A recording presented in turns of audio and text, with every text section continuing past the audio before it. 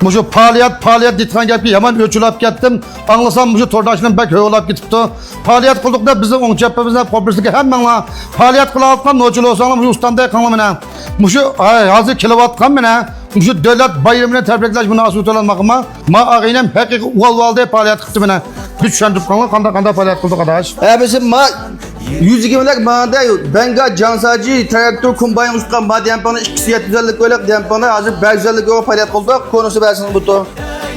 Ma o Dajon'ike Şinken başlığı çıkan çitten de yapan ma diyen bana asla bazı 750'lik koy, hazır bazı 350'lik koy.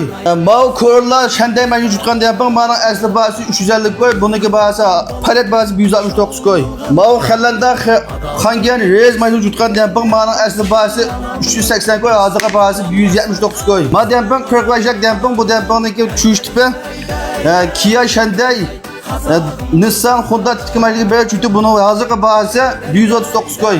Maciyimiz olsa SP şu an kaçan çıkan ciyo. Bunun aslı bazı 350 koy. Hazır palet bazı ciyo almak üzere çanzottan yapılmaz. Pavlonsu ayna şuna yapılmaz. Hazır bazı 188 koy. Maciyimiz olsa SL ciyo. Bununki aslı bazı 220 koy. Hazır bazı 169 koy.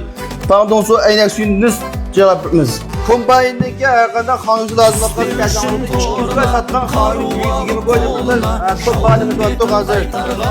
Bu aşı golü bunun ağzını başlıkla kalbine güzellik yok ama yine için güzel almışsın her oldu sayılar arkadaşlar başlıyor dünya içinde golü toplar yan olan başlıklı yalan edilgen sana bu bunun elde yapıyorum belki en iyi aşı Andım yani tuluk ornu olap kalsa hem bu şu Aksaray'daki caizlerini birisine mine. Bu şu caizlet yaptın çeşit yapke. 20 metre bana sana butu. Tok maşinesi tok calat karan. Bekle geçilgan. Çidam yaptım bulurum efendim. Ma dempondaki sahne çaktık makama. Tonlulak ekip koyduk. Muşu bügen tügep gezdim ma faaliyetini vakti bügen tügep kattım. Tügep kattım ma faaliyet ütep ketkendiğin kin kilep mi aga.